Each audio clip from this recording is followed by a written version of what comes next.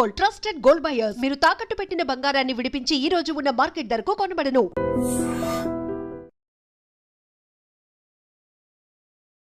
Hi hello నమస్తే, welcome back to iDream media.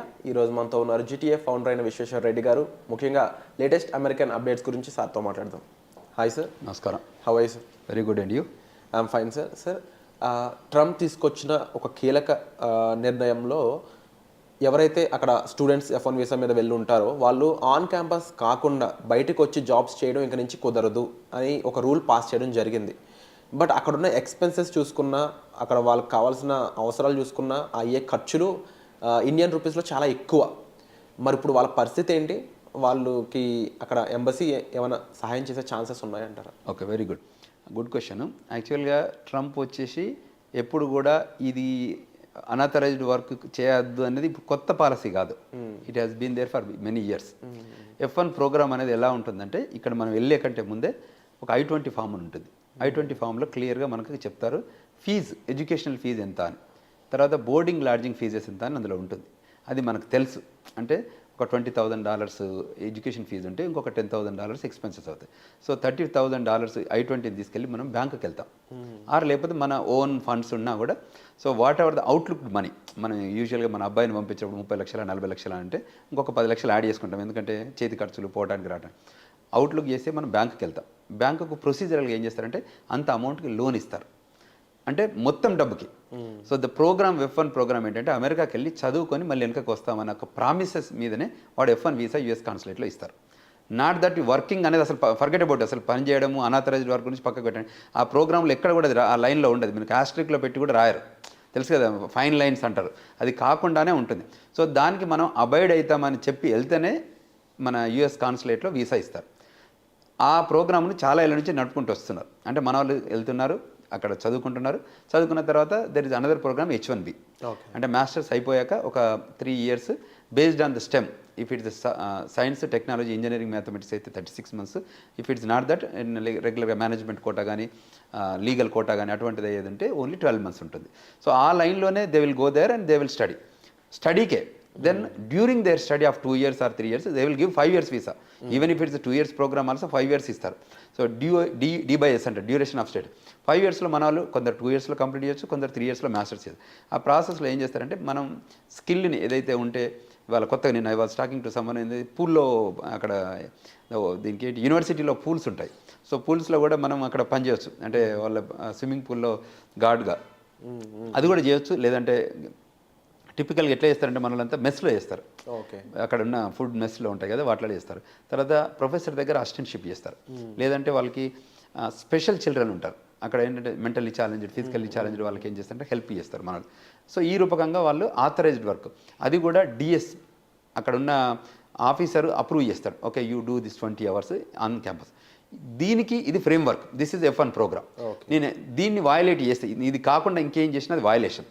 ఈ violation ఇవాళ కొత్త కాదు. F1 ప్రోగ్రామ్ టచ్ చేయలేదు. టిపికల్గా ఇవాళ ట్రంప్ ఏం చేశారంటే F1 programme, H1 programme, birth rights, B1 B2 కూడా ఉంటుంది కానీ బర్త్ రైట్స్.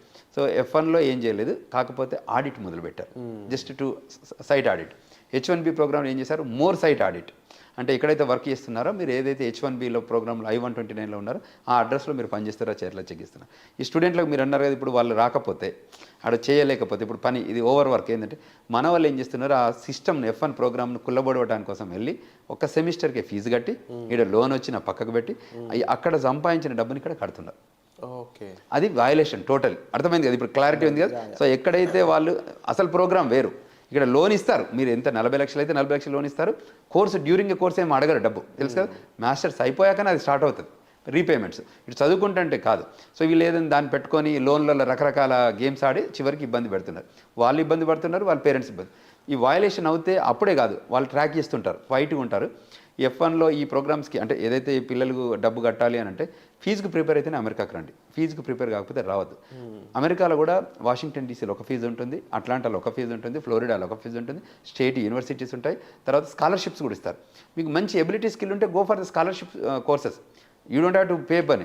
మన వాళ్ళు ఏంటంటే ఇది ఒక ఫాల్స్ ప్రెస్టేజ్ వచ్చి మేమంతా అమెరికా వెళ్ళాలి, అమెరికాకి వెళ్ళి మేము ఏదో సాధించాలి, అమెరికాకి వెళ్తే ఎక్కువ డబ్బు వస్తుంది, కట్నాలు వస్తాయి, ఇంకే రకంగా అయితే ఇక్కడ సోషల్ ప్రైడ్ ప్రొఫైల్ క్రియేట్ అవుతుంది అనే ఉద్దేశంతోనే వస్తున్నారు. మిడిల్ క్లాస్ ఫ్యామిలీస్ నుంచి వాళ్ళ ప్రొఫైల్ ఏం లేకున్నా కూడా, డబ్బు లేకున్నా కూడా లోన్లో గవర్నమెంట్ స్కాలర్షిప్ వస్తే గవర్నమెంట్ స్కాలర్షిప్తో రండి, లోన్ రూపకంగా రండి. ఆర్ మీ పేరెంట్స్ అఫోర్డబిలిటీ అంటే if they can afford to send you and America అయితే రండి.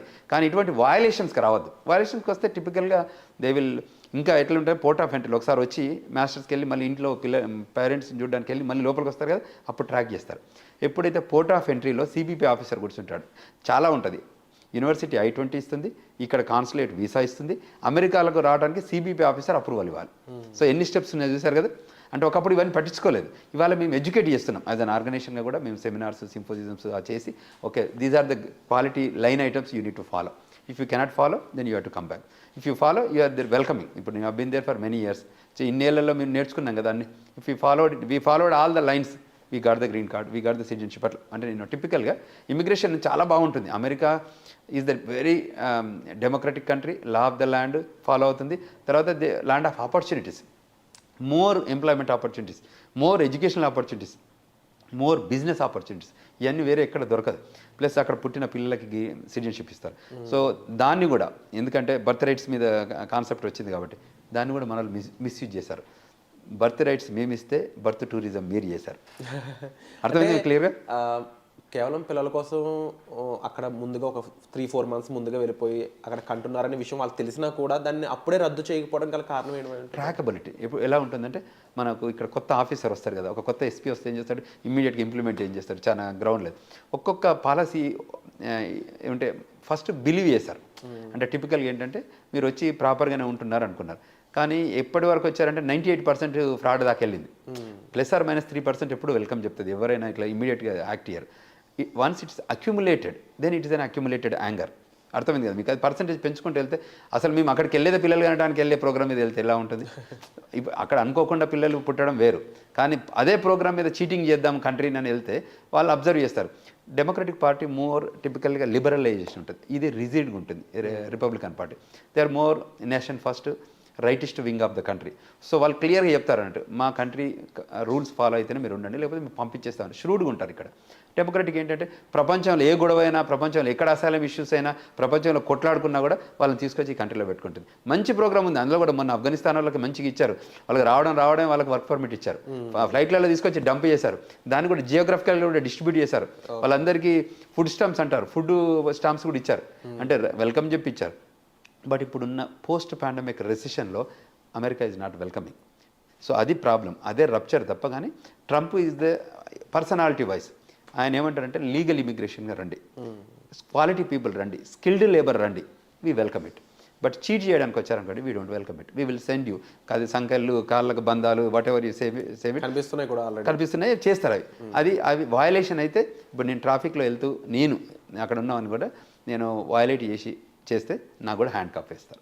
ఇట్స్ నాట్ దట్ వీళ్ళకి వేస్తారు వాళ్ళకి ఏరా ఉంటుంది. తప్పు చేస్తే ఎవరైనా, నేను DUIలో దొరికాను అనుకోండి, నాకు కూడా హ్యాండ్ కప్ వేస్తారు, అక్కడ వేసి పట్టుకుపోతారు. సో ఇన్ కేసు నేను అనేది అరెస్ట్ చేస్తే ఎలా ఉంటుంది, ఇక్కడ కూడా ఏంటంటే వయలేషన్స్ క్లియర్గా ఏంటంటే అంతకుముందు లా ఆఫ్ ద ల్యాండ్ పూర్తిగా తెలియలేదు, ఇప్పుడు బాగా తెలుస్తుంది. కాబట్టి ఈ law of the land follow కావాలి.